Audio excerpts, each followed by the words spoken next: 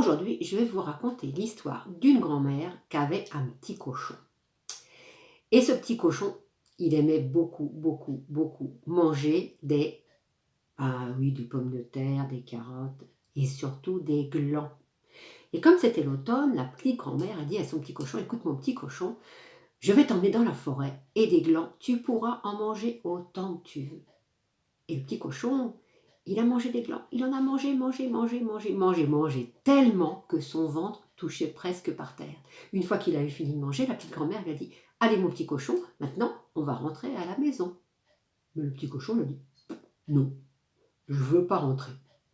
Ah, mais c'est pas bien, a dit la grand-mère. Dis donc, c'est pas toi qui commandes, hein? Allez, hop, rentre. Non, je veux pas rentrer.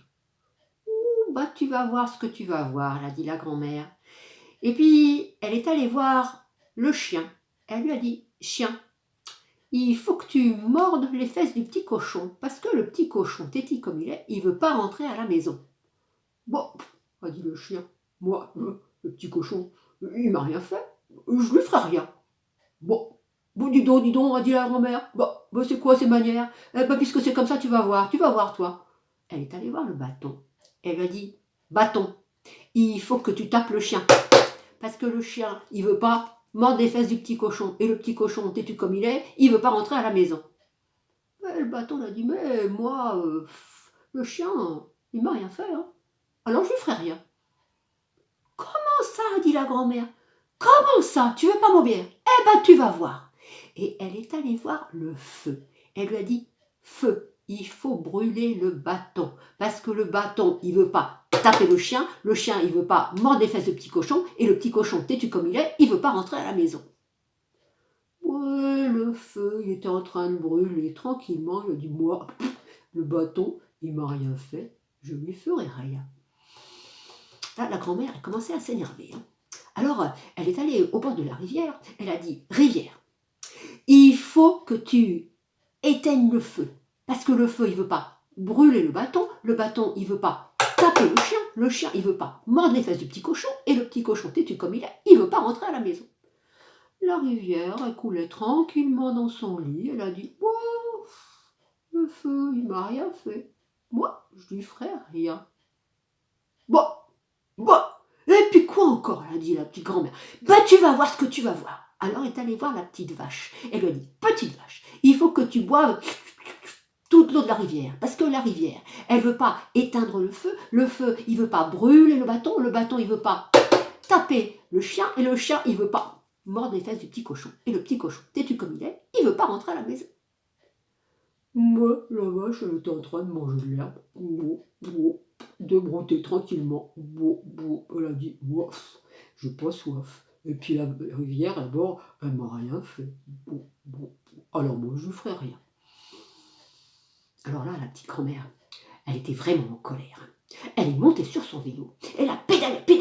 Elle est allée chez le boucher. Elle lui a dit: boucher, il faut que tu viennes tuer la petite vache. Parce que la petite vache, elle veut pas boire la rivière, elle veut pas éteindre le feu, il veut pas brûler le bâton, il veut pas taper le chien, il veut pas aller mordre les fesses du petit cochon, et le petit cochon, têtu comme il veut pas rentrer à la maison. Oh, a dit le boucher: ah oui, c'est mon travail de tuer les petites vaches. Hein. Alors, il a pris son gros marteau pour assommer les bœufs, il a pris son grand couteau, et puis il a suivi la petite grand-mère. Mais quand il est arrivé dans le pré, et qu'il a vu la petite vache, c'était une jolie petite vache, avec des grands yeux comme ça, et puis des cornes pointues. Il a dit: oui, c'est mon métier de tuer les petites vaches, mais celle-ci, non, je ne peux pas la tuer. Elle est trop jeune, elle est trop jolie. Moi, je ne lui ferai rien. Quoi? A dit la grand-mère. Quoi? Tu veux pas faire ton métier? Tu vas voir ce que tu vas voir. Alors là, elle a repris son vélo, elle a pédalé, elle est allée jusqu'à la ville. Elle est allée voir le bourreau. Vous savez ce que c'est, le bourreau? C'est celui qui est chargé de punir ceux qui font vraiment des très grosses bêtises. Et elle a dit: monsieur le bourreau, il faut venir punir le boucher, parce que le boucher, il veut pas tuer la petite vache, elle veut pas boire la rivière, elle veut pas éteindre le feu, il veut pas brûler le bâton, il veut pas taper le chien, il veut pas mordre les fesses du petit cochon, et le petit cochon, têtu comme il veut pas rentrer à la maison. Le bourreau l'a dit, attendez madame, je prends mon matériel. Il a pris sa grande hache, il a pris sa corde pour étrangler les gens, et puis il a suivi la petite grand-mère.